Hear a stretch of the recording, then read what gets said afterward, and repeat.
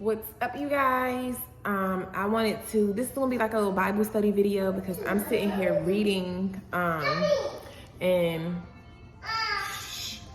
so I'm reading Jasher, and these books, Jasher and Jubilee, they have like the fillers that the Bible is missing. So when I'm reading these books, I like to also go along with it in the regular Bible, just to see how it leaves out a lot of stuff. Like, but the part where Cain murders Abel here, all it talk about is the murder, and then it goes into the curse of Cain, but we don't know what actually happened with the murder with Cain and Abel, like exactly what did he do. So that's what we're gonna read right here. And it was something that just triggered me, because it was something that I also like. We're gonna get to that part when we get to it. So let's go ahead and read. So let's see here. Okay, you guys. So if y'all hear my baby going, please just try to tune her out like I'm doing. Because she's gonna follow me wherever I go. So, and I can't wait until she goes to sleep to read, because I have a lot to do. I have to really be in my studies. Like, I can't keep on delaying because she be up and stuff. So I have to stay steadfast in this thing. All right. So we're gonna start from the point of the offering. So it says, so I'm gonna read from this part. So after Adam and Eve was kicked out the garden because of the curse that they had done, we already know they ate from the tree of knowledge and good and evil, which God told them not to do, and because they let the serpent trick them out their spot, and now they got kicked out the Garden of Eden, and they had to go and dwell to the east of the garden. So it says, and Adam knew his wife Eve, and she bore 2 sons and 3 daughters. And she called the name of the firstborn Cain, and said, I have obtained a man from the Lord. And the name of the other she called Abel, for she said, in vanity we came into the earth, and in vanity we will be taken from it. And the boys grew up, and their father gave them a possession in the land. And Cain was a tiller of the ground, and Abel was a keeper of sheep. So Cain was a farmer, basically, and Abel was the shepherd. He was to watch over the sheep, watch over the animals, feed them, make sure that, they getting what they need.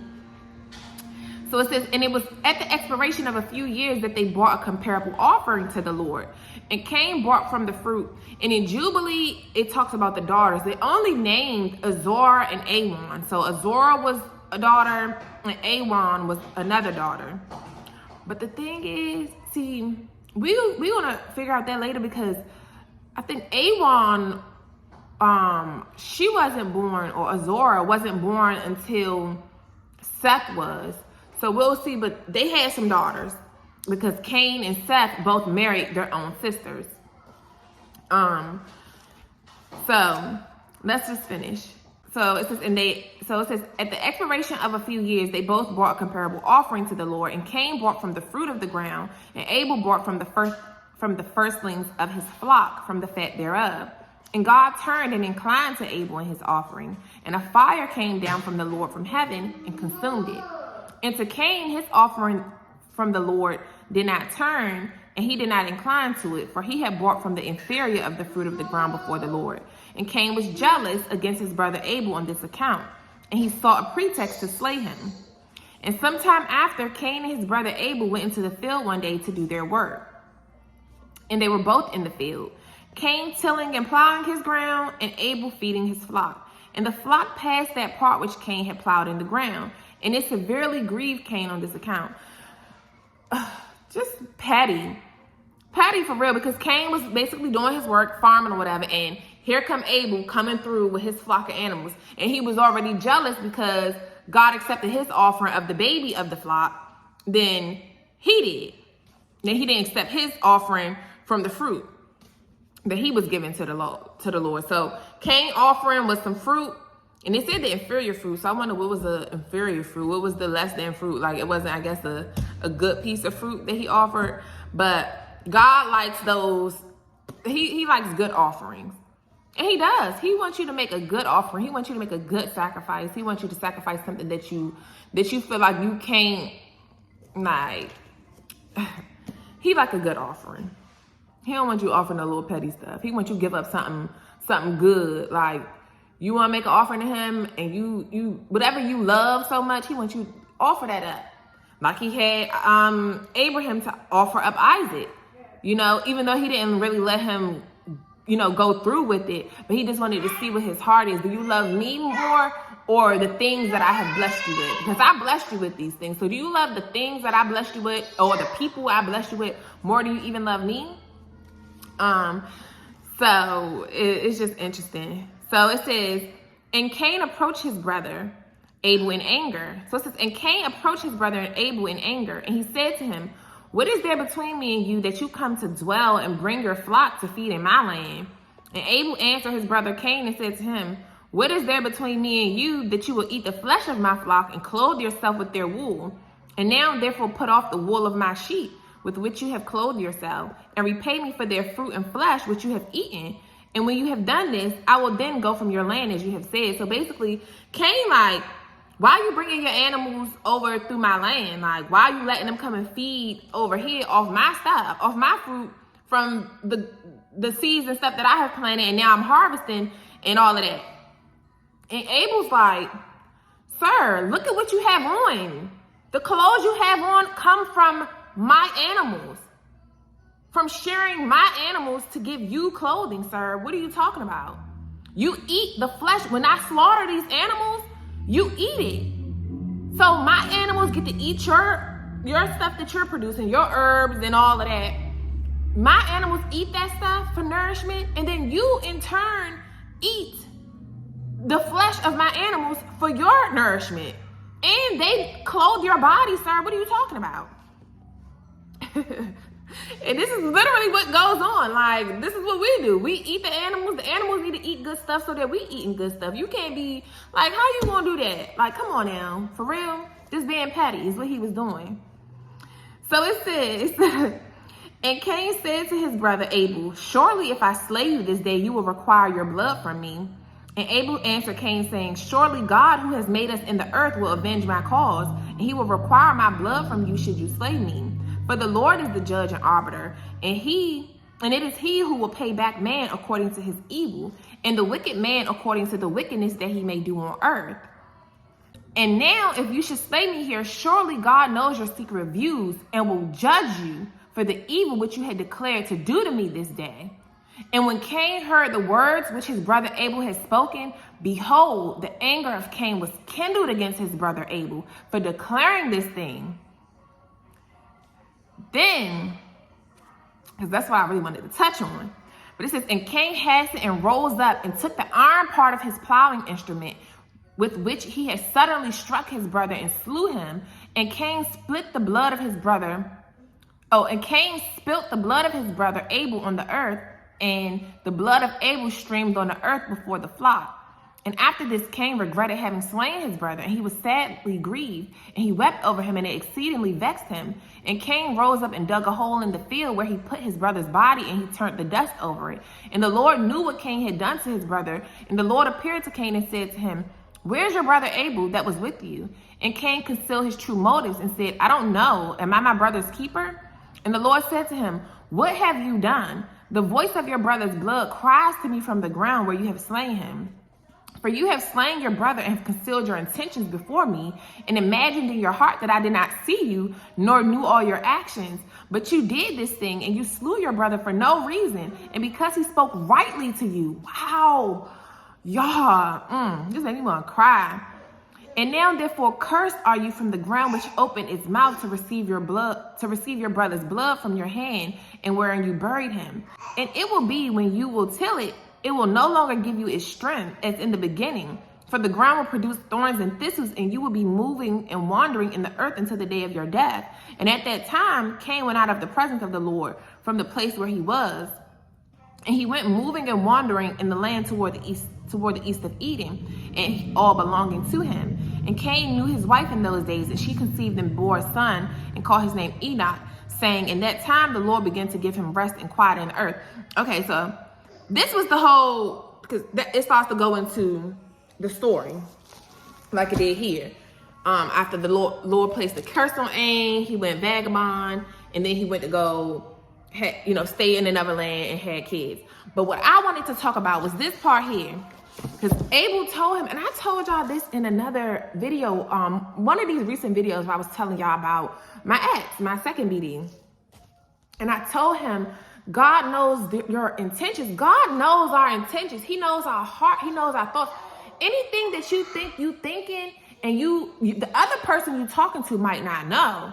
They might not know. You might put on a smile with them. You might be charming, being deceptive. Like I gave y'all that in that last video about love, looking for love in all the wrong places. And I told y'all charm is deception. I'm going to put the scriptures up here in this video too. Charm is deception. That's of the evil. That's of the enemy. You use these words and you charm people, but God knows your heart. You can say all these things out your mouth. You might seem like you just using that charm, which is deception. You might use that acting like your intentions are pure and that, you really here for loving a person, but really your heart, your desires inside is to take from them. It's to steal, kill, or destroy them in some way, to take everything that they've worked hard for. To take them off their narrow paths. Like in one way, shape, or form, you're trying to deceive them. You acting this way, but you using your charm and tactics to get them, to make them comfortable with you so you can get them right where you want them to be, so you can take from them. And the day that I told my ex that, I told him, it's not because he always think he's so innocent because he never did certain things. He never physically put his hands on me, or he never, from what I know, you never stole from me like other people have done. So you think that you better than people because you didn't actually commit these acts, but in your heart, you had desire to take certain things from me. You had desire to use me because I was vulnerable. You had desire to do certain things, but because you saw that I was sharp and you couldn't get away with some of that stuff, you couldn't even get that far to do it because you couldn't move up in my space. You couldn't get the access you really wanted. You was able to get access, but you wasn't able to get as far as you really wanted because my intuition, my alarm system was going off on you, and I started putting all these barriers and boundaries in place. So when I told him that day that God knows your intentions, you don't have to actually commit these acts. The mere thought alone, you could think about robbing a bank. You could think about finessing somebody. You don't have to actually do it or do it yet. It's in the plan for you to eventually do it, to set that person up. It's in your plan to eventually do it. You may not have done it yet, but God knows your heart. He knows your intentions. And when I told him that, he got so mad. He said, I hate your God. Like I told him, it don't matter if you did anything. It's the mere thought alone. He said, he was like, I hate your God. I don't like your God. Like, your God too much for me. I said, yeah. I said, dang, you got so mad. You got said, dang, what I say? Like, you just zapping now. Literally, that's all I said. But that goes to show you, this is what Abel said to Cain, and it said here.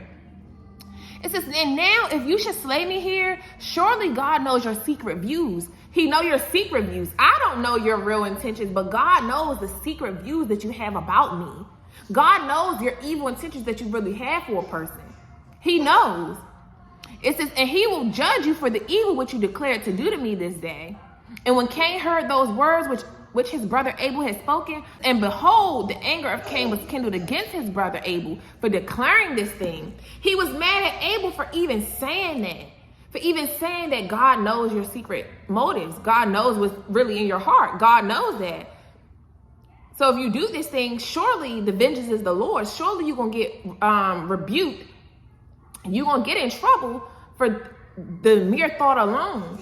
And for actually doing it, because this is premeditated. You've been thinking about this. That was your whole intentions from the jump. Like some of these dudes be, their intention, and women too, their intention from the jump was never to love you, never to show up just to really be that loving person in your life. They were showing up to take something from you, to use you, whether it was for sex, money, clout, your things, a place to stay. They was coming with intentions just to use you for something. They didn't really want to pour into you. They was coming to really just take and take and take as much as they can take. They was preying on you because of something that they saw in you. And Cain envied his brother. He envied him because of the whole ordeal with him being, with God choosing his offering. And you had some malice intent in your heart ever since then. And even here, God said, once it all happened and he slayed his brother with the iron tool, what God said to, because then he tried to lie. God knows everything. You're not getting away with nothing. You're not getting away with nothing. And I told you, I've been watching some of these criminal cases lately on Twisted Crimes and Viral Crimes. The one dude killed the girl up, slayed, cut her body all up, stuck it in a freezer or something, or somewhere in a bathtub or something in the house, left it in there, and try to clean up the blood. You can't, when blood is shed, you can clean it up. You think you cleaning it up on the surface, but once it's shed, it's shed. It's there. They're gonna come in with them lights and still see the blood there. This is like what God is saying. Once it's spilled, it's there. And it will always be there. It's just really interesting. But once again, let's go back to the science of this stuff. But it says, and God said, the Lord said to him, what have you done? For the voice of your brother's blood cries to me from the ground where you have slain him. For you have slain your brother and have concealed your intentions before me. Because when God asked me, I'm like, I don't know. I ain't my brother's keeper. I don't know what happened to him. Lying.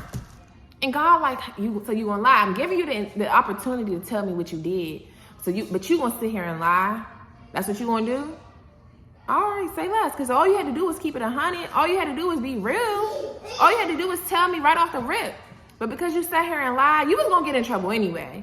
Just like your parents. Just like us as parents. We know which kid did something. We know who really did it. And we go to them like, did you do this? And we expect them to be honest. And when they lie, you're going to get in trouble more now for lying and making me have to go through this until you wasting my time and my energy for one. So now because of that, now you're going to get it double fold because all you had to do was keep it a bean when I first brought it to you. Even our relationships. We found out your man doing something or your girl doing something, she gonna lie, or he gonna lie. Well, you could have kept it a bean as soon as I came to you. Now you're making me go through this whole process and now you're making me have to pull out my receipts. Well, you could have just kept it a bean from the jump. Now it's like, okay, now I can't trust you. This is what it is in this case. He tries to lie. When God saw it, God is seeing everything. It don't matter if it's nighttime, daylight. It don't matter if you think you in a closet, if you think you in a bathroom. It don't matter if you think you under the covers. It don't matter what you think you doing, baby. God sees it. He has our vision. He sees everything. He got eyes in the back, eyes in the front. That's what his angels is for. They watching. The watchers, they're watching. The angels are watching. And they're recording everything. You ain't getting away with nothing. And you gonna reap what you sow, period. Period. He gonna spend every time on you. No matter what, you're gonna get yours back. What you put out, you're gonna get it back. Universal law. God's word will never return void. What you reap, what you sow, you will reap. You sow bad seeds, you're gonna reap bad harvest. Period. And then you try to lie. He said, for you have slain your brother and have concealed your intentions before me and imagined in your heart that I didn't see you. You thought in your heart that I didn't see that? Did you think that I didn't see that? Fool. You the only fool. You're trying to fool me, but I'm about to show you once again that you're the only fool. You're the only fool. You're trying to fool me. And as if I'm not big God. Like I don't see everything. Like I don't got people assigned to you just to watch you. That's what he's saying. It's like, stop trying to play with God. Stop trying to play with God. If you two do this type of stuff, God saw you. Like he saw you. It don't matter how minute the situation is. He saw what you did. You ain't getting away with nothing. He said, but you did this thing and slew your brother for no reason because he spoke rightly to you and now therefore cursed you off from the ground, which opened his mouth to receive your brother's blood. He said, because you did this thing and slew your brother for no reason, all because he spoke rightly to you, because people will really get mad because you speak the truth. That's what people, if y'all grew up in a narcissistic family, if y'all got these toxic friends, toxic lovers, y'all know as soon as you come with the facts, as soon as you speak that truth, that's why people don't like me, because I speak that truth. I don't care if it offends you, I don't care if it hurt your feelings. It's what's real. Everything ain't to tickle your ears. It's what's real. People don't really like real. Everybody talk this real stuff, but people don't like real because it forces them to have to deal with certain things that they don't really want to deal with. It forces them to have to be real with themselves. And people don't really want to be real with themselves. That's why they can't be real with nobody else. You know? And because of him is why I saw you all messed up. He cursed the ground. What did it say here? It will no longer give you its strength as it did in the beginning, for the ground will produce thorns and thistles, and you will be moving and wandering in the earth of your day. Yeah, you done made him curse the ground. Now it's harder for the farmers out here to even deal and work and till the ground. It's harder for them because of what y'all done did. But I overall really wanted to do this to point out the fact that you can't cover up nothing, baby. God sees it all. You ain't getting away with nothing. And he knows your intentions. What he say, for you have concealed your intentions before me and imagined in your heart that I did not see you. Like, you really thought that. Fool. Cain, he should have made Cain go off to his land and read the book of Proverbs 100 million times back to back to back about fools.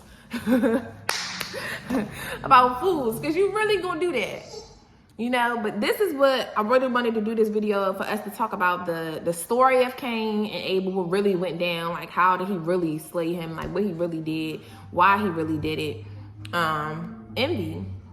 Cain allowed the enemy to make him feel envious towards his brother. The 7 deadly sins, y'all, are crucial, you know, and I'm gonna end up doing a video we're gonna do strictly about the 7 deadly sins. I got so many things I want to do. That's why I'm just trying to stay focused. But of course, the enemy be trying to send in the distractions for me, trying to keep me from reading, you know, but I gotta take over control. I gotta stay focused so that I can do this and get through this stuff, because this is what this is what my assignment is, period. And it ain't even no running from it. I can't run from it, because I'm gonna constantly get convicted when I'm not in my books like I'm supposed to be. God gonna keep convicting me. So I gotta make sure I'm standing there so I can come and talk and teach, and we can learn together, learn the real, really learn about good and evil, really learn about our history through this book. Because everything that's going on in life started here. It's all here. It's all there, baby. It's all there. People who don't want to believe in this, you're living in this mess. This stuff that's going on in here, the stuff that's going on out here is the same stuff that went on in here. And the biggest trick the enemy could ever did is convince you that he don't exist. He exists, baby, and so does God. There can be no enemy without God. There can be no evil without good. There can be no good without evil. It's like it's a deal. It's a duo. You need some good, you need some evil, because it's both that pushes people forward to where they need to be. Like I told y'all in my life, it's the evil that got me right here into my purpose. So if it wasn't for evil, I would have never got sent away. I would have never went into isolation. I would have never been sent into isolation for God to even tell me what my job is here to do. While I'm out here trying to do all this other stuff to make money and to do this. Nah. And when you want to find your purpose, I remember putting on my vision board that I wanted to find my purpose. And I thought I had found my purpose within teaching people about how to, about health with your body, like focus on the body. But once again, that's vanity. Even though that is still something he wants us to know how to be healthy. But I was more so going for looking good, just so I can look good, trying to lose my weight so I can look good. I thought that was my purpose, but no. He wants us to renew our minds, bodies, and our souls. Not just focusing on your body, baby.